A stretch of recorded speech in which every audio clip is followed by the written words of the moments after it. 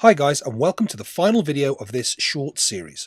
In the earlier videos I looked at how framing decisions and the distance of the camera from the subject can be used to focus our attention and to create an emotional response. This time I'll be looking at different camera angles, including the low angle, high angle and overhead shot. Angle shots simply refer to how the camera is tilted when filming. This shot, for example, is called a Dutch tilt and is used to show that things aren't quite right in a scene. It can create a sense of suspicion or mystery in the audience.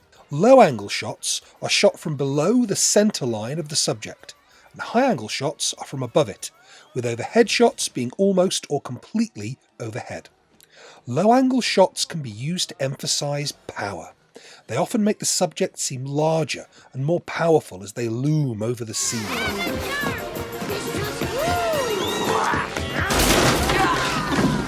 Where the subject is a person, this shot can be used to inspire fear or command respect, as we can see here in what is called the hero shot.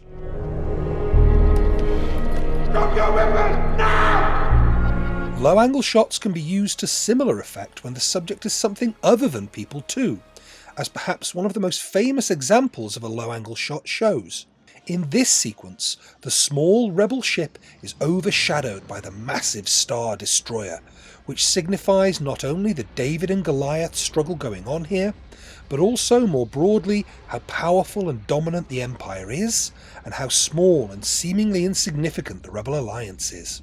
It's also very visually impressive when you consider that before 1977, most space battles were filmed like this.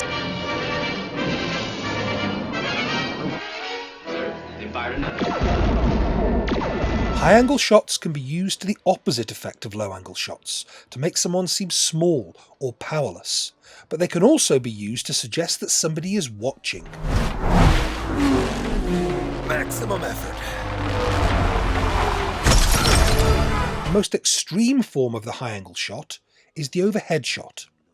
Overhead shots have a variety of uses, but I'm going to talk about three here. Overhead shots are also often wide shots, which means the audience can see a lot of what is going on. They are frequently used with pullbacks, where the camera pulls back, so we can see the real scale of what's going on.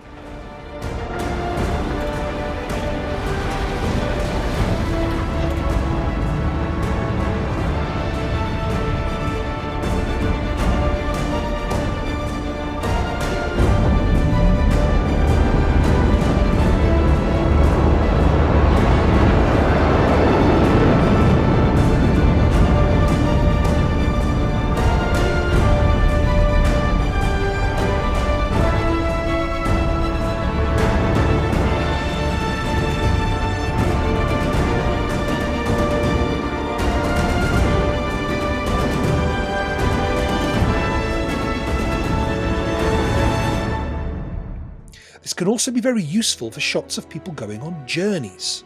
We can see where they've come from, what's up ahead of them, or just get a general sense of how far they still have got to go.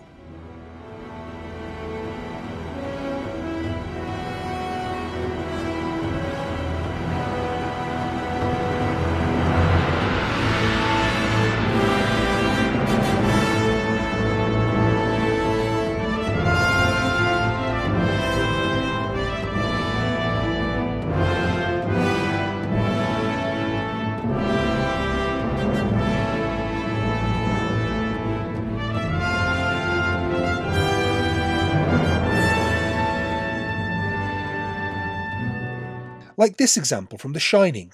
Jack's car is so small on these deserted roads that it feels like he's moving away from people and places where people are in charge. Where he's going, something much bigger than him will be in control, and these shots help to establish that.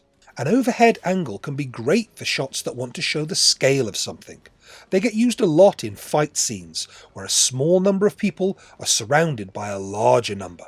They help us to see how desperate the situation is and how much this is a fight against the odds. Like this scene here from Platoon, where Sergeant Elias is being chased down by the Viet Cong and the helicopters, his only ride off the battlefield, have already taken off.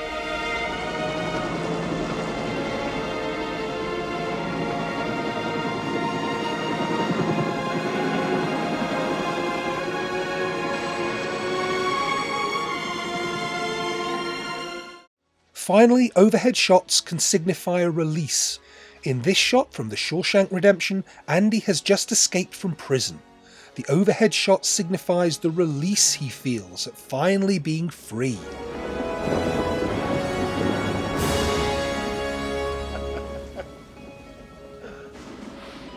Overhead shots can also signify the release from life that comes with death, the soul moving away from the body as if up to heaven.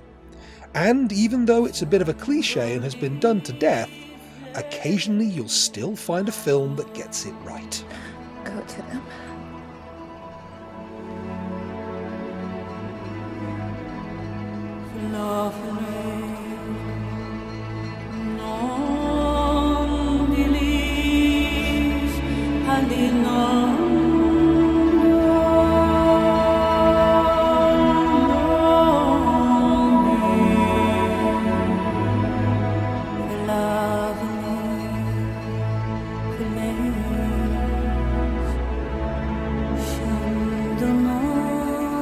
Thanks for watching this short series on film shots. Please remember to hit subscribe for more Octobeard videos.